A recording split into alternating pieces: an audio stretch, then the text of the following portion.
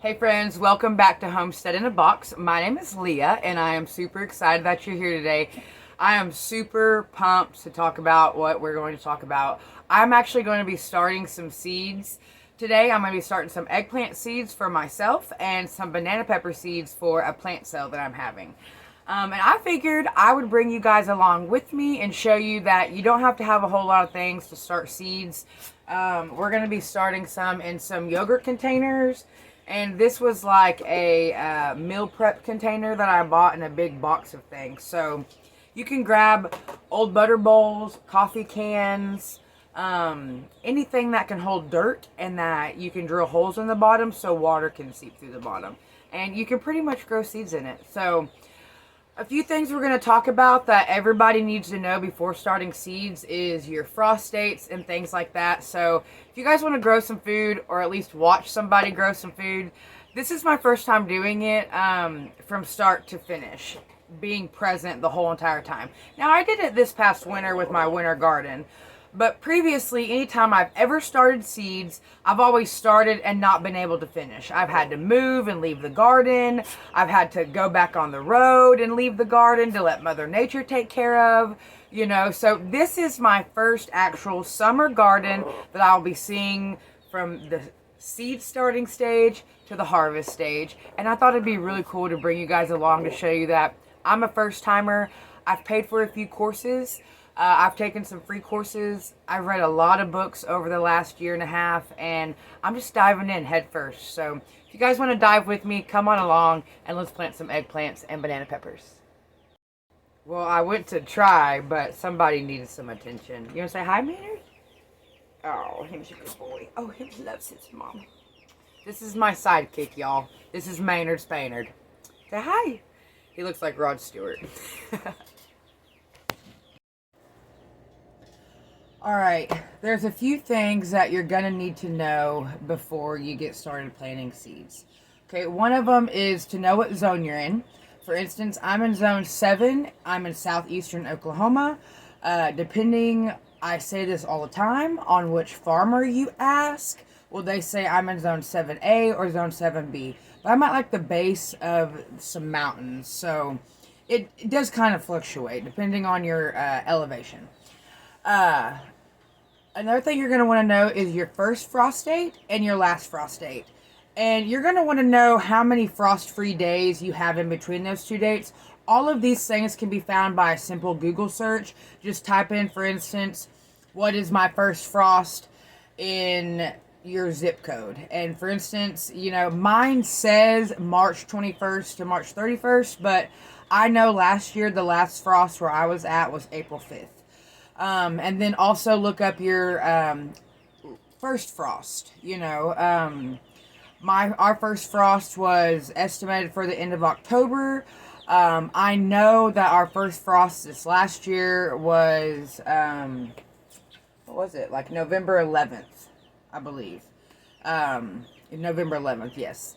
So another thing that I do is I went in and I wrote down January through December, and I went to the year previous and I wrote down the highs and lows of each month, because to me that's important to know, because some of your plants don't grow well in hot temperatures, and some of them need cooler temperatures. Like behind me I have some cauliflower and cabbage that'll actually go in the ground at the end of February.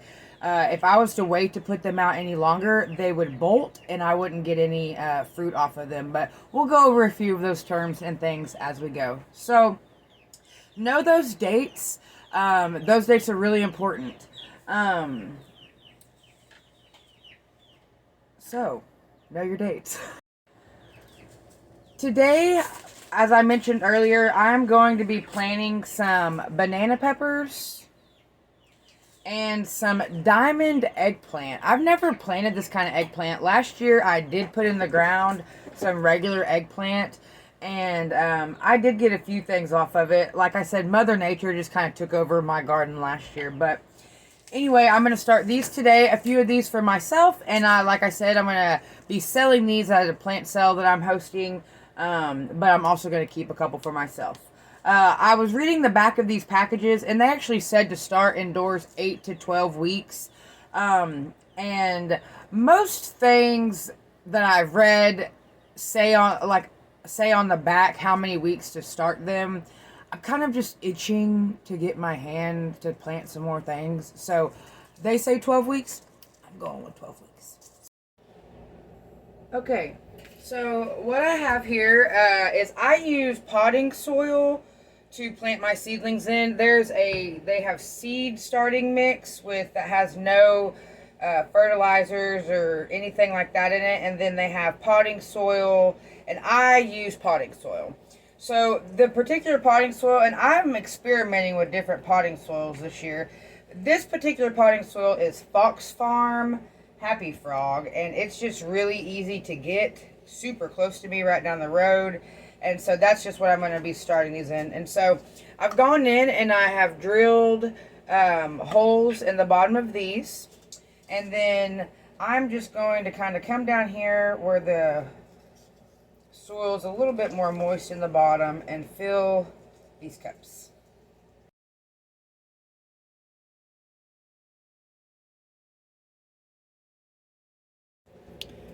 Okay, obviously I was having a rough time moistening the soil, so I've got dirt soil in all of these, and I'm just going to kind of like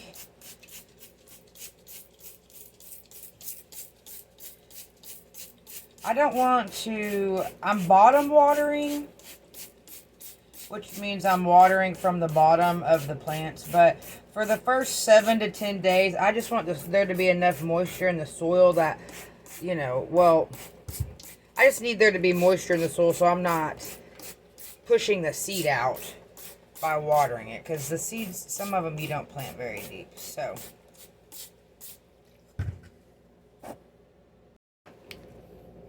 all right, so that's done. On the back of these, we'll do the eggplant first. On the back of these eggplant packages here, it says start indoors 8 to 12 weeks before the last frost. And Baker Creek Seeds is really good about telling you if you need a heat mat. It says heat mat helps to warm soil and spread germination. And it also says setting out larger transplants helps to fight pest pressure. So that is another reason I am starting these inside, is to help pest pressure. So, and I'm only starting 5 of these, and it tells you here how deep to sow them. It'll say here seed depth 1/4 of an inch, and then when you go to plant them outside into the ground, how far apart, not frost hardy, how much sun it needs, and tells you how many days it sprouts in. I really, really love Baker Creek Seeds. Everything in my winter garden, the germination rate was amazing and out of this world. So I'm just gonna I'm just gonna flatten this out, make sure it's kind of loose, and then take any big pieces out that you feel. Seeds want to grow. However, what difference between potting soil and seed starting soil is potting soil is a little heavier. So you don't want it messing with your seeds. You want your seeds to be able to grow, but honestly, I've never really had any major issues with it. So, all right. And I'm going to put 2 in each of these just to be on the safe side. So, and here's how small the seeds are.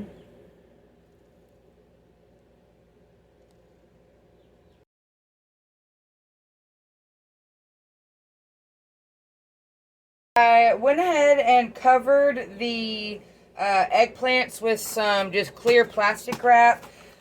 Put them on a heat mat and went ahead and put them under the light.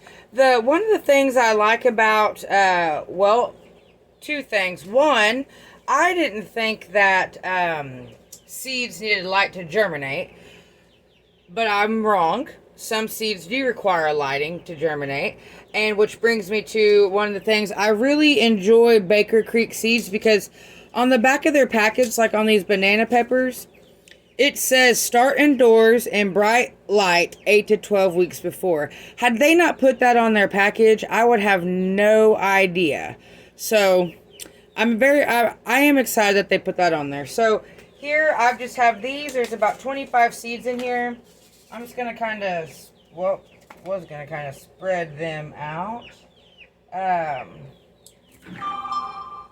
I'm going to take a pencil and just kind of spread them out more. This is my first time ever doing, like, I call it mass germination, you know, in one pot. Normally I've done, like, individual seeds and, different, you know, pots. But I've been watching on YouTube and reading about people starting, you know, lots of seeds at one time. Using larger seed starting trays like this, which this is not a seed starting tray. This is just a like a kitchen tray, like it's for meal prep. So anyways, I've done that. I'm gonna add some soil to the top of it. Again, get out any big pieces that you see. I'm kind of getting to the bottom of this one side over here, so. And then just cover your seeds. Take out any rocks or sticks. That is one thing about potting soil that you kind of have to deal with, is there is, you know, bigger chunks and stuff in there. Spread them out. Okay. And I'm going to give them a good spray. I'm also going to cover these with cellophane and definitely stick these under the light, because that is what they say to do.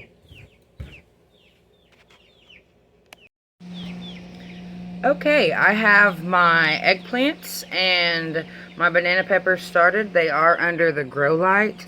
Once they germinate, I'll put them under a grow light that's a little bit closer to them. And that's how, just as simple as it is for starting seeds. Over here, this is my cabbage that I have going. I got 2 bins of cabbage, and this is my cauliflower back here. Got some chickens down here. I'll be ready when it warms up. They can go outside. And then back in the back, I've got some basil back there. I don't know if you can see it, but these are all just under. This is a Spider Farmer 4000. You don't really need that extensive of a grow light. You can just use shop lights. We just already had this, so this is what we're using. But I see people all over YouTube and all over social media just using regular like T5 shop lights that work just as well. So as you can see, it doesn't take a rocket scientist to start seeds at home. It doesn't take a whole lot. You just need something to hold some soil with some drainage, some lights, your basic necessities for life. Plants need the same thing. So thanks so much for coming and hanging out with me today. If you like this content, be sure to share this video on any social media platform that you might have. I do have an Instagram. You can find me over there at Homestead in a Box. I am working on getting some other social media platforms up and going for this YouTube channel, but right now I'm just on Instagram. If you like it, be sure to subscribe to the channel, click the notification bell, and come back and see what I've got going on each week. My next video, I'm going to be doing an unboxing of a green stalk planter, along with how I do some DIY like free garden beds, raised garden beds, because I have found that raised garden beds, they're not required, but they're a lot easier. They have pros and cons. So come back and watch my pros and cons video about some raised garden beds. Again, thanks so much for hanging out with me. Hope y'all have a wonderful day. I'm always sending good vibes. Send some good vibes to somebody that you think might need it today, y'all. Have a good one.